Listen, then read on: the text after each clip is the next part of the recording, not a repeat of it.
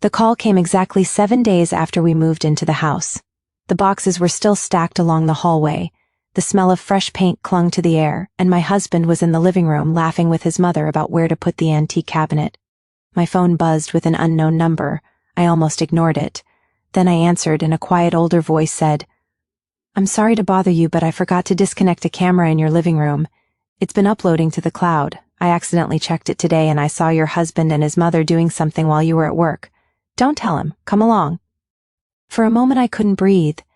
I stood by the kitchen counter staring at the white marble surface Daniel had insisted we install. The house had been his idea, a fresh start he'd called it after a year that had felt strained but survivable. We'd been married 9 years, long enough that silence had started replacing arguments and politeness had replaced warmth. Still, I told myself that moving here would fix things. New space, new routines, fewer memories of the distance that had quietly grown between us. "I didn't mean to see anything," the man continued, his voice low and hesitant. "But I lived in that house for 30 years. I thought you should know." My eyes drifted toward the living room. Daniel stood near the bay window with his mother, Linda. She was pointing at something on her tablet and he leaned close, nodding. They looked comfortable together, more comfortable than he'd been with me in months. I told myself that meant nothing. Of course it meant nothing. Families stood close, mothers and sons whispered. That was normal. "What did you see?" I asked. Silence filled the line. Then he said quietly, "Not over the phone, I saved the footage. If you want to see it, I'll show you, but don't tell him, please." My fingers tightened around the phone.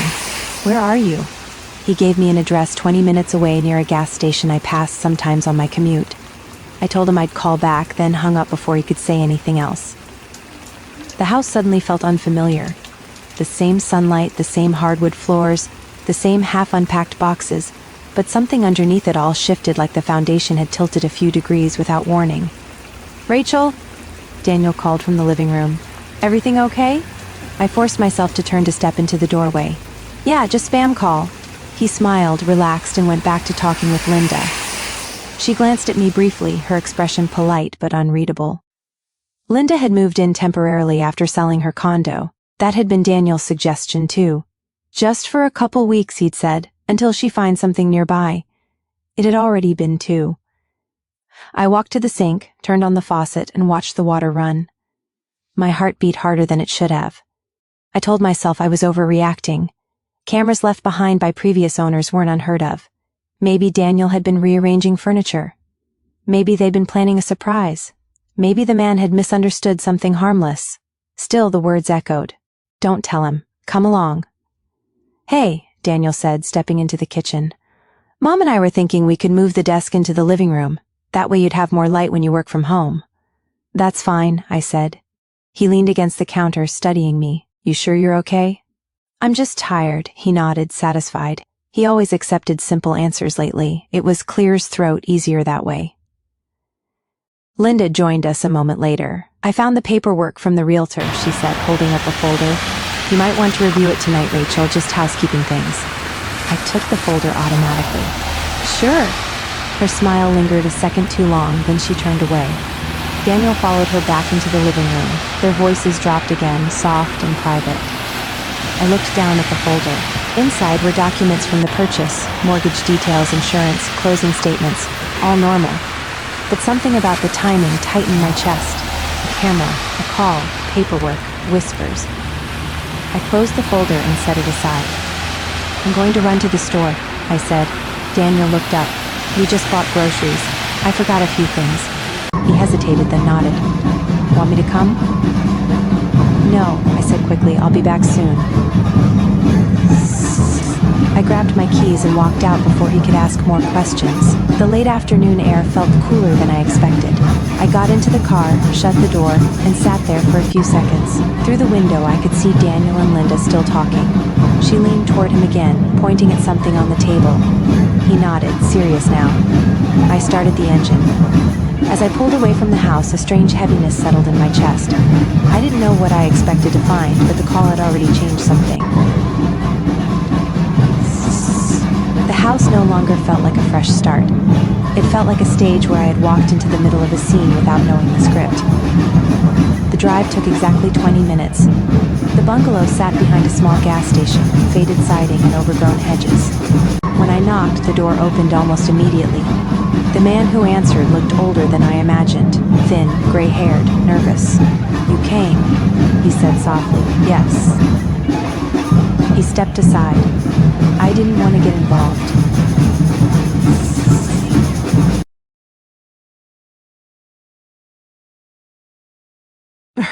Top.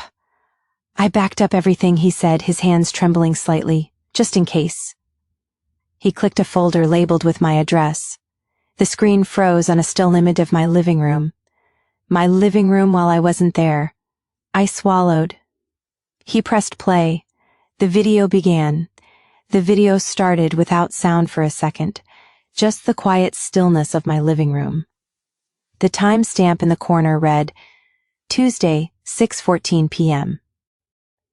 I remembered that evening clearly. I had stayed late at work finishing a quarterly review. Daniel had texted me at 6:02. "Take your time, Mom and I are just unpacking." Then the front door opened. Daniel walked in first, loosening his tie. Linda followed behind him carrying 2 wine glasses. She moved comfortably like she already owned the space. She set the glasses on the coffee table and Daniel reached for a bottle from the kitchen island. He poured slowly, then handed one to her. They sat. I leaned closer to the screen, my pulse loud in my ears. Linda took a sip and looked around the room. She still believes this was her idea. Daniel laughed under his breath. Rachel likes to think she's in control. My stomach tightened. The room suddenly felt smaller, like the air had thinned. She signed everything without really reading it. Linda continued. Exactly what we expected. Daniel nodded. We just need to keep her busy another week. Once the refinance is finalized, the title change will look routine. I felt my fingers go cold. The title change. My name had been the only one on the deed. I'd inherited the down payment from my father years ago, and Daniel had agreed it made sense legally to keep the house under my name. At least that's what he'd said at the time. Linda leaned forward. And she still hasn't noticed the power of attorney clause. Daniel shook his head. She trusts me, that's the easiest part. My throat tightened. The words weren't loud or dramatic. They were calm, casual. That was what made them heavier. Linda smiled faintly. Good. Once the ownership shifts, we can move quickly, sell within the year. She'll never realize what happened. Daniel swirled the wine in his glass. We'll say the market changed or that we needed liquidity. She hates conflict. She won't fight it. I felt something inside my chest harden, not like panic, but like clarity forming in sharp lines. The video kept playing. Linda opened a folder. These are the next steps. She signs this when you tell her it's routine. After that, the bank handles the rest. Daniel flipped through the pages. And the account transfers? Already prepared, Linda said. Once the house is in your name, everything else becomes easier. They clinked glasses. To timing, she said. To patience, Daniel replied. The man beside me lowered the volume as if even the quiet audio felt intrusive. There's more, he said gently, but I thought this part mattered most. I didn't answer. My eyes stayed on the screen. A few seconds later, Daniel leaned back on the couch, relaxed. She's been working late all week. Perfect timing. Linda nodded. Just don't rush it. Let her feel safe. Safe. The word echoed in my head like something hollow. The video ended.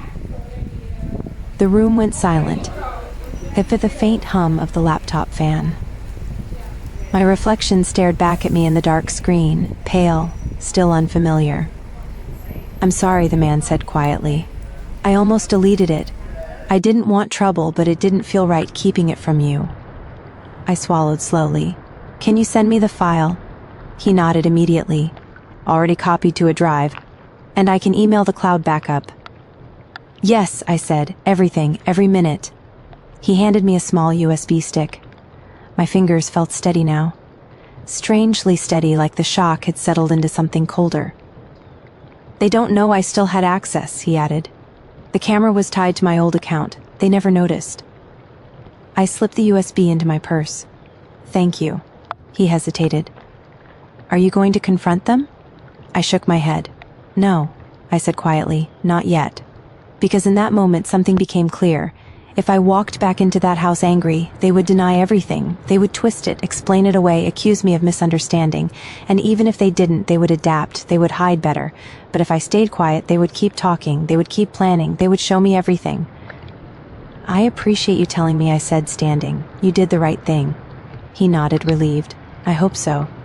The drive back felt shorter. The sky had turned soft orange and the neighborhood lights flickered on as I pulled into the driveway. Through the window I saw Daniel setting the table. Linda moved between the kitchen and dining area, humming faintly. They looked normal, they looked like family. I stepped inside. Daniel smiled. Hey, that was fast. Store wasn't busy, I said. Linda glanced at me. We were just about to eat. I set my purse down, carefully aware of the USB inside. Smells good. Daniel pulled out a chair for me. The gesture felt familiar, practiced. I sat and we began dinner. They talked about paint colors, nearby restaurants, and where to place the bookshelves. I nodded, answered when needed, and watched them. Every smile looked rehearsed now. Every kind word sounded calculated. At one point, Linda slid a folder toward me. These are the updated refinance papers. No rush, but maybe glance at them tonight. I opened it briefly. The pages looked dense, technical. I closed it again. I'll review them tomorrow, I said. Daniel smiled approvingly.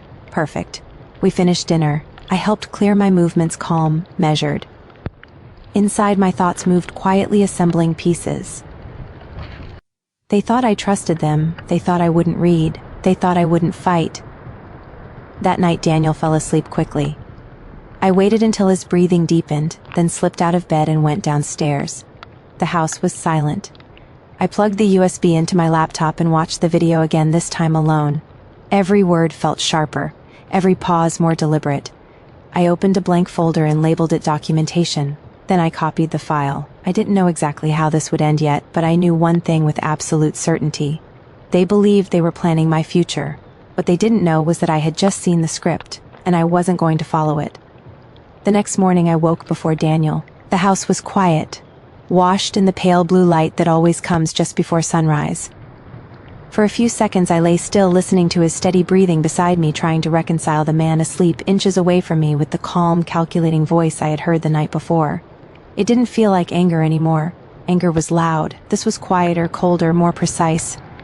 I slipped out of bed, dressed for work, and went downstairs. Linda was already in the kitchen. She turned as I entered, smiling warmly, as if nothing in the world was out of place. "Morning, Rachel," she said. "Coffee?" "Please." She poured a cup and slid it toward me. Her movements were relaxed, practiced. I wondered how long she had rehearsed this version of herself. The helpful mother-in-law, the supportive presence, the calm guide through paperwork and logistics. "Daniel said you'd review the refinance documents today," she added casually. "I will," I said, keeping my voice neutral. She nodded, satisfied. "No rush, just routine updates." Routine. I took a sip of coffee and looked out the window. The backyard still held unopened boxes, garden tools leaning against the fence. Everything looked unfinished, temporary. I realized that was exactly how they saw me. A temporary obstacle. Daniel came down a few minutes later, adjusting his cufflinks. "Morning," he said, kissing my cheek. The gesture felt normal. It always had. Now it felt like a performance. "Morning," I replied. We ate breakfast together. Linda chatted about a nearby farmer's market. Daniel mentioned his meeting schedule. I listened, nodded, and played my role. When I left for work, Daniel handed me the folder. "Whenever you get a chance," he said. "The bank wants to move quickly. I'll read it carefully," I answered. His smile didn't falter. Of course. At the office, I closed my door and opened the folder. The first few pages were standard refinancing language: interest rates, loan terms, payment schedules. Then I reached the section Linda had referenced. Power of attorney. My name appeared in clean, precise font. The clause granted Daniel authority to act on my behalf in matters related to property and financial restructuring. It was buried in legal wording, easy to overlook if you skimmed. I read it twice, then a third time. If I signed this, Daniel could legally transfer ownership. I leaned back in my chair, the quiet hum of the air conditioner filling the room. They had planned this carefully. Not dramatic, not illegal at first glance. Just subtle enough to pass unnoticed. I scanned the pages and saved them to my computer. Then I printed a second copy and marked the clause with a small pencil dot. Not obvious, just enough to find it later. When I got home that evening, Daniel was in the garage organizing boxes. Linda sat at the dining table with her tablet. Everything looked ordinary again. "Did you get a chance to read it?" Daniel asked. "Not all of it," I said. "It's dense." He nodded sympathetically. "That's why I said it's routine, nothing unusual. I'll finish tonight." Linda smiled. "Good idea." "It's better to keep everything current. We ate dinner. They talked about weekend plans. I responded when needed. Afterward, I took the folder upstairs and sat at my desk. I left the door slightly open, letting them see me working. I turned on my laptop and opened the video file again, this time with headphones. Their voices filled my ears while I stared at the documents. The contrast sharpened my focus. Once the refinance is finalized, the title change will look routine. I closed the file and picked up my phone. I enabled voice recording and set it face down on the desk. Not because I expected anything immediately, but because I had learned something important. They talked freely when they believed I wasn't paying attention. A few minutes later, Daniel stepped into the hallway. "Still working on it?" "Yeah," I said. "Just making sure I understand everything. Take your time." He lingered a second, then went downstairs. I heard his footsteps fade. A moment later, Linda's voice drifted faintly upward. "She hasn't signed yet." "Soon," Daniel replied quietly. "She's cautious, but she'll do it." I didn't move. The recorder stayed still beside my laptop. "We shouldn't push," Linda said. "Let her think it's her idea, I know." Their voices lowered further, but the recorder caught enough fragments: reassurance, patience. It wasn't dramatic. It didn't need to be. The calm tone made it more convincing than anger ever could. I stopped recording after a few minutes and saved the file. Over the next 2 days, I followed the same pattern. I acted normal.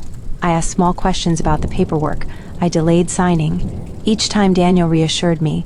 Each time Linda encouraged patience. Meanwhile, I collected everything. I photographed the documents, I recorded conversations, I saved emails Daniel forwarded from the bank. I noticed details I had ignored before: how he always handled the mail, how Linda reviewed statements before I saw them, how they exchanged glances when finances came up. On Thursday night, Daniel sat beside me on the couch. "The bank called," he said. "They'd like the signed copy tomorrow if possible." "I just want to understand the power of attorney section," I replied. His expression softened. "It's just temporary. It lets me handle paperwork if you're busy, that's all." "Of course." Linda spoke from the armchair. "It's actually helpful. Couples do it all the time." I nodded slowly. "Okay." Daniel smiled, relieved. "We'll finalize it tomorrow," I smiled back. Inside, everything was already shifting. Because what they didn't know was that I wasn't delaying out of confusion. I was delaying because I needed time. Time to gather proof. Time to understand their plan. Time to decide exactly how I would end it. By Friday morning, I had already made my decision. I didn't sign the documents. Instead, I placed them neatly back into the folder and set it on the kitchen counter before leaving for work. Linda noticed immediately. "You didn't sign?" she asked, her tone light but attentive. "I just want to double-check one clause," I said. "The power of attorney part." Daniel stepped in behind her. "Still worried about that?" "Not worried," I replied calmly. "Just careful." He nodded slowly. "That's fair." Linda smiled, but I caught the faint tightening around her eyes. "Of course. It's good to be thorough." I left the house feeling their attention follow me. They wouldn't push too hard. Not yet. Their entire plan depended on patience. And now so did mine. Instead of going straight to the office, I drove downtown to a quiet building near the courthouse. The law firm occupied the 3rd floor. I had chosen it carefully. Small, discreet, no flashy signage. The receptionist led me to a conference room where a man in his late 50s stood to greet me. "Rachel Morgan," he said. "I'm Mark Ellison." His handshake was firm, his expression composed, the kind of face that had seen too many disputes to be easily surprised. "Thank you for seeing me on short notice," I said. "Of course." "You mentioned possible property concerns." I handed him the folder and the printed transcripts of the recordings. He read silently for several minutes. The room stayed quiet except for the rustle of paper. When he finally looked up, his eyes were sharper. "Have you signed this yet?" he asked. "Number." "Good." He tapped the clause. "This would grant your husband authority to transfer ownership. Combined with refinancing, he could restructure the title legally." "That's what I thought." He leaned back. "The recordings help. They show intent. If they proceed, you'd have grounds for fraud or undue influence." I felt a steady calm settle in. What should I do? First, he said, do not sign anything. Second, we quietly protect your assets. We can file notices that prevent transfer without your direct authorization. Third, we prepare documentation in case they attempt to move forward anyway. Can we do that without alerting them? He nodded. Yes, but timing matters. I handed him the USB. There's more video footage. He watched part of it, then closed the laptop. This strengthens your position significantly. For the first time since the call, I felt something close to control. Over the next hour, we built the plan. He would file a protective notice on the property. We would separate financial accounts. He would prepare a fraud response in advance. Everything quiet, everything legal. They believe they're acting first, he said. That's your advantage. I left the office with a thin envelope and precise instructions. On the drive home, the afternoon sun reflected off the windshield, bright and sharp. The house looked unchanged when I pulled into the driveway. Daniel's car sat in its usual spot. Linda's suitcase rested near the hallway, half unpacked, like she intended to stay longer. Inside, Daniel greeted me with a relaxed smile. Hey, long day? Meetings, I said. Linda appeared from the kitchen. We were just talking about dinner. I set my bag down carefully. Sounds good. The evening unfolded normally. Daniel grilled outside, Linda prepared salad, I poured wine. If anything, they seemed more attentive than usual, as though reinforcing the illusion of normalcy. At one point, Daniel said casually, "The bank followed up again, they're hoping for Monday." "I'll sign Monday," I replied. His shoulders relaxed. Perfect. Linda's smile widened slightly. That's great. They thought they were close. Later that night, after they went to bed, I sat in the living room with my laptop. The house felt different now, not threatening but strategic. Every piece of furniture, every shadow, every quiet hallway felt like part of a larger board. I transferred funds from my personal account to a new one Mark had helped establish. It wasn't dramatic, just enough to prevent sudden withdrawals. Then I reviewed the property records he'd emailed. The protective notice had already been filed. No transfer could happen without me. I leaned back, exhaling slowly. For the first time, I wasn't reacting. I was shaping what came next. Saturday morning, Daniel brought coffee upstairs. Big day, he said lightly. We'll finalize everything Monday. I accepted the cup. I'm glad. He sat beside me. This house, it's going to be good for us. I think so too. He smiled, unaware of how carefully I watched him now. Not with anger, just observation. His gestures, his tone, the way he glanced toward the hallway when Linda spoke. It all fit together. Downstairs, Linda called out, "Rachel, I found a notary nearby if you need one Monday." "That's helpful," I answered. They were accelerating. That meant they believed success was near. That afternoon, I printed a fresh copy of the documents. I placed them on the dining table. Daniel noticed immediately. "You're ready?" he asked. "Almost," I said. Linda leaned forward. "We'll celebrate afterward." "Sounds nice," I replied. Inside, everything was already set. The filings were in place, the accounts were secure, the evidence was backed up. All that remained was timing. They thought Monday would change ownership. They didn't realize Monday would change everything, just not in the way they expected. By Sunday evening, the house felt unusually warm.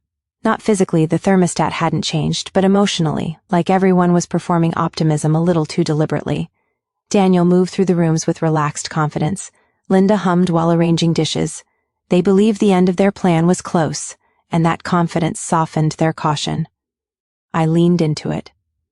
"I was thinking," I said casually while we cleared dinner plates, "maybe we should celebrate tomorrow after we finalize the paperwork." Celebrate? Yeah, fresh start, new terms. It feels like something we should mark. Linda smiled. That's a lovely idea. Daniel nodded. We could order from that Italian place you like? I'll cook, I said, something simple. They exchanged a glance, quick, satisfied. The kind of glance I had started noticing more often. Approval, progress. Perfect, Daniel said. Later that night, I sat in the living room with my laptop open, pretending to review work emails. Daniel and Linda were in the kitchen, their voices low but not cautious. They had grown comfortable. That was exactly what I needed. She's ready, Daniel murmured. I told you, Linda replied. Patience. Once she signs tomorrow, we should move quickly. We will. The bank will process it fast. I kept my eyes on the screen, listening. Their tone wasn't celebratory yet, just confident. They still believed the final step depended on my signature. I closed my laptop and walked into the kitchen. "I think I'll sign first thing in the morning," I said. Daniel smiled, relief clear on his face. "That's great." Linda reached for her wineglass. "To Monday, then." "To Monday," I echoed. The next morning arrived quietly. Sunlight filled the dining room, landing across the papers already laid out on the table. Daniel had placed them neatly pinned beside the signature line. Linda sat nearby with her tablet, pretending to read. I walked in slowly, holding my coffee. "You're prepared." "Just making it easy," Daniel said. "I appreciate that." I sat flipping through the pages carefully. I paused at the power of attorney clause, letting the silence stretch. Daniel watched me, composed but attentive. Linda's fingers tightened slightly around her glass. "You understand this part?" Daniel asked. "Yes," I said. "And you're comfortable?" I nodded. "It's temporary, right?" "Exactly." I placed the pen down. "Let's do it after dinner." Daniel blinked. "Thoughtful." Daniel nodded. "Sure, tonight." They relaxed again. The tension dissolved. I gathered the papers and set them aside. "I'll cook around 7:00.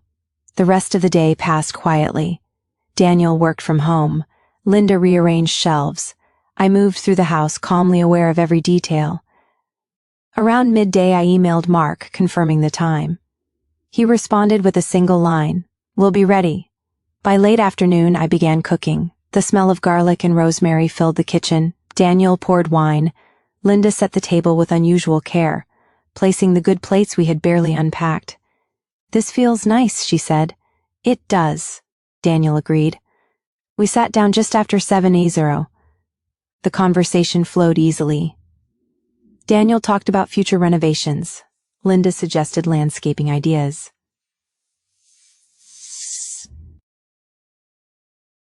Success. To me, it marked timing.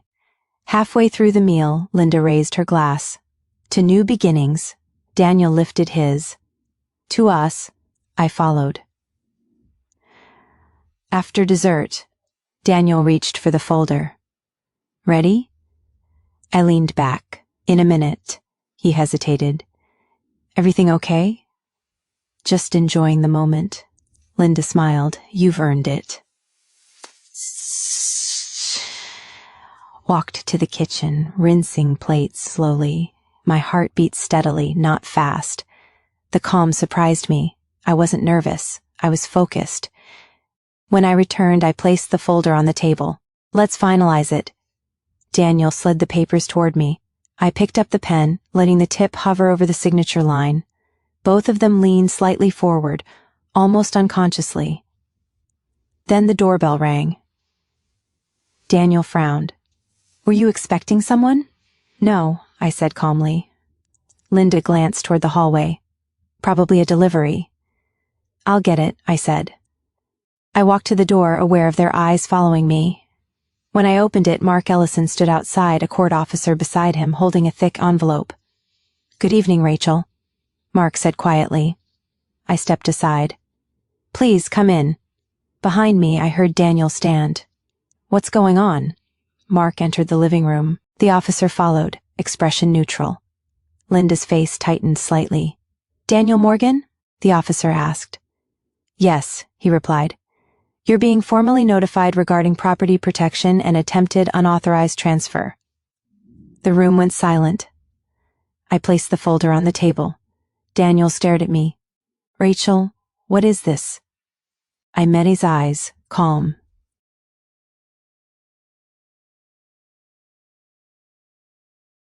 "Keith." Linda's posture stiffened, her hands tightening around the edge of the table. Mark remained composed, placing the envelope carefully in front of Daniel. "You are being served," noticed the court officer said evenly. "This document restricts any transfer of ownership related to the property pending review of potential fraud and undue influence." Daniel didn't touch the envelope. This has to be a mistake." "It isn't," Mark replied calmly. Rachel requested protective filing after reviewing the refinancing documents. Linda leaned forward. Rachel, what are you doing? This is unnecessary. I sat down across from them, folding my hands. I read everything carefully. Daniel finally opened the envelope. His eyes scanned the first page. The color drained from his face. You filed this without telling me? Yes. You didn't trust me. The question sounded almost sincere. For a second, I remembered the early years of our marriage, the quiet routines, the shared decisions. But that memory passed quickly, replaced by the voices I had heard on the recording. This isn't about trust, I said. It's about clarity. Linda's voice sharpened. This is ridiculous. Couples refinance all the time. Not with hidden power of attorney clauses, Mark said.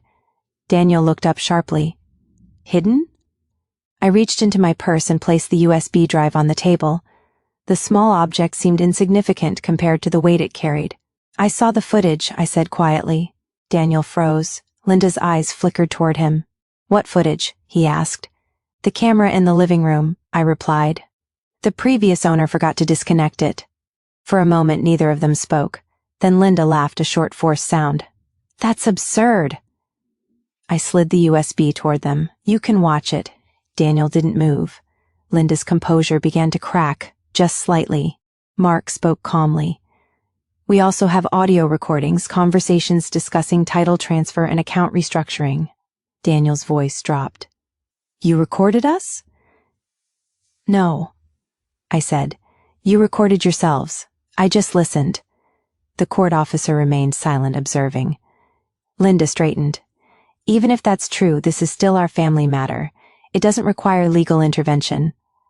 It does when property fraud is involved, Mark answered. Daniel pushed back his chair. Rachel, we were trying to help. The refinance was practical. Help? I repeated softly. He gestured toward the documents. We wanted flexibility, that's all. And the plan to sell within a year? I asked. His mouth opened, then closed. Linda spoke quickly. That was hypothetical. I shook my head. You said I wouldn't fight it. You said I trusted you. Daniel's shoulders sagged slightly. We didn't mean it like that. You did, I replied. The room felt colder now. Outside, a car passed slowly, headlights sliding across the window. The normal world continued, unaware of the quiet collapse inside this house. Mark placed another document on the table. This also freezes any joint financial movement related to the property until review is complete. Daniel stared at the page. You froze the accounts? Yes. Linda's voice rose. You can't do that. I already did. Daniel looked at me, something sharper now in his eyes. You planned this. I prepared. Talking to me? You already talked, I replied. I just listened. Linda stood abruptly. This is outrageous. We're being ambushed in our own home. I met her gaze. No, you were planning to take it. The words hung between us. Daniel sat back down, heavily running a hand through his hair. The calm confidence he had carried all week was gone. In its place was uncertainty. What happens now? He asked quietly. Mark answered. The property remains solely under Rachel's authority. Any attempt to transfer ownership without her direct approval is invalid. Further action depends on whether fraudulent intent is pursued legally. Linda sank back into her chair. This is unbelievable. I watched them both carefully. I didn't feel triumph, just resolution. The uncertainty of the past week had settled into something final. Daniel looked at the USB again. You really saw everything. Yes. I'm sure. He nodded, slowly absorbing it. So, this dinner was your last chance to be honest, I said. Neither of them spoke. After a long moment, the court officer gathered the signed acknowledgement. You've been formally notified, he said. Any further communication should go through counsel. Mark stood. We'll follow up tomorrow. They moved toward the door. I walked them out quietly. When I returned, Daniel and Linda remained at the table, silent, the untouched papers between them. The plan they believed in had ended. They just hadn't realized it until now. After the door closed behind Mark and the court officer, the house felt impossibly quiet. The dinner plates still sat on the table, half-finished glasses of wine reflecting the overhead light. Nothing had physically changed, yet the atmosphere felt stripped down, like the illusion of normalcy had finally dissolved. Daniel stared at the documents in front of him. Linda sat rigidly, her hands folded too tightly as if holding herself together. I remained standing near the hallway, giving them space not out of kindness but because I wanted the silence to settle fully. Daniel spoke first. "So, that's it." His voice sounded distant. "You just end everything like this." "I didn't end it," I said calmly. "You did when you planned it." Linda shook her head. "You're twisting this. We were trying to secure your future. This house was a financial decision." "You said I wouldn't notice," I replied. Her lips parted, then closed. She looked away. Daniel leaned back, exhaling slowly. "You should have come to me." "I did," I said quietly.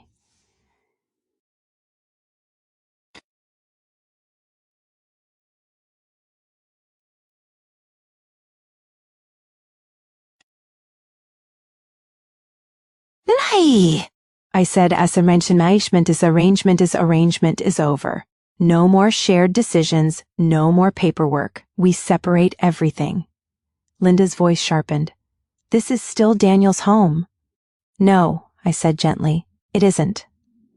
The calmness in my tone seemed to unsettle her more than anger would have. She stood slowly. "You're making a mistake." "I don't think so." Daniel looked at me carefully, as if trying to read a version of me he no longer recognized.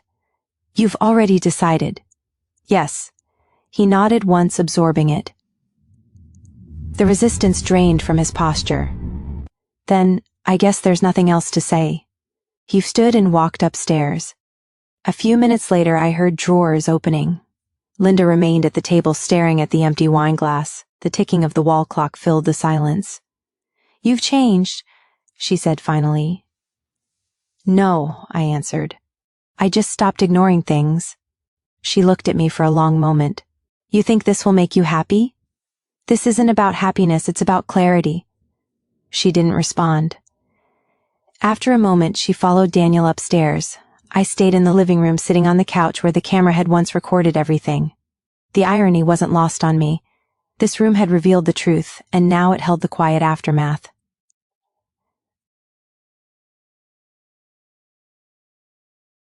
His expression was composed, though tired. Linda followed with her bag. "We'll stay at a hotel," he said. "That's fine." He hesitated near the door. "I didn't think you'd ever do something like this." "I didn't either," I admitted. He gave a faint, humorless smile. "Guess we both misjudged things." Linda said nothing. She walked past me without meeting my eyes. The door opened, then closed. Their footsteps faded down the driveway. A car started, then drove away. The house fell silent again.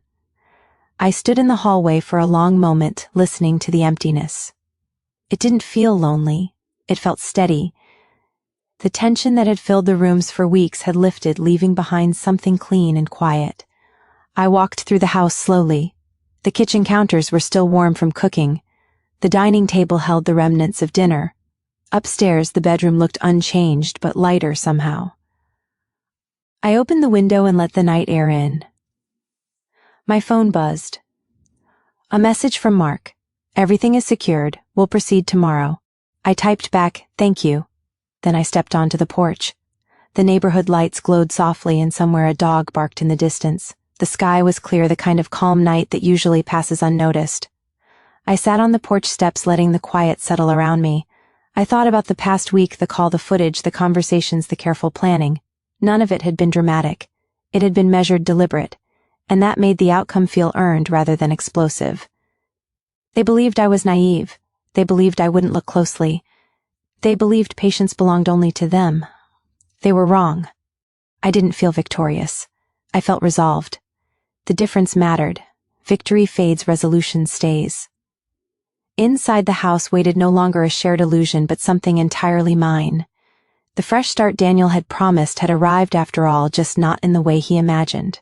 If you've ever trusted someone so completely that you stopped questioning the small details, you know how quietly things can change. And if you've ever chosen calm over confrontation, you know how powerful patience can be. I'd like to know what you think. Would you confronted them immediately or waited like I did? Leave your thoughts in the comments and tell me where you're watching from. Stories like this remind us how much clarity matters, and we share new ones every day. If this journey resonated with you, consider subscribing so you don't miss the next moment where everything changes quietly and forever.